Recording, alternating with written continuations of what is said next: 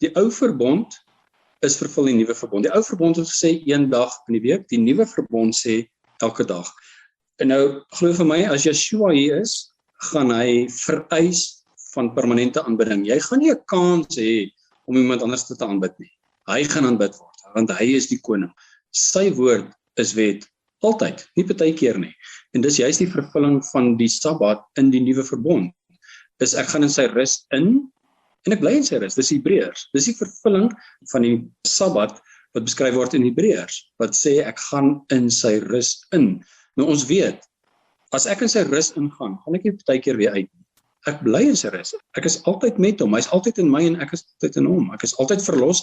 Ek het altyd sy vrede, want ek het in sy rus ingegaan. En daarvan, simbolies, profeties, was die Sabbat, maar dit was net een keer 'n week. Die doel van die Sabbat, van die begin af, is die rus in Yeshua.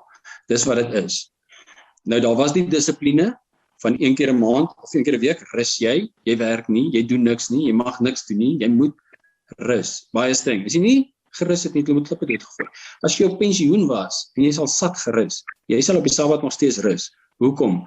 Want dit is 'n instelling deur Vader, wat profeties is na Yeshua toe. Dis hoekom jy die Sabbat nie mag gebreek het nie. Hy was nie bang jy word moeg nie.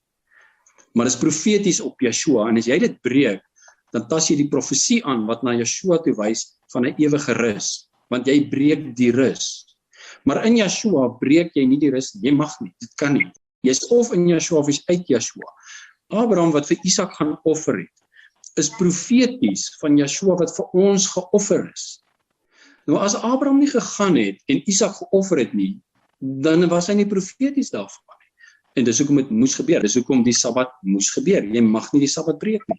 Vader sê, ek maak jou dood as jy die Sabbat breek. Want die Sabbat is so groot, omdat dit dui op die rus in Yeshua. Maar ons staar ons pas teen die profesie in plaas van die rus, die Yeshua. Ons moet die Yeshua sien, ons moet in die rus ingaan. Die profesie, naamlik die 7de dag Sabbat, het net gesê, die rus kom. Nou is ons by die rus, gaan in die rus in. Dan moet jy nie vaskyk in die profesie nie, in die bordjie wat sê, Bloemfontein, jy's in Bloemfontein. Jy hoef nie na die bordjie toe te gaan waar sê Bloemfontein is nie. Die Sabbat het net gesê, die rus is op pad. Nou is ons in die rus.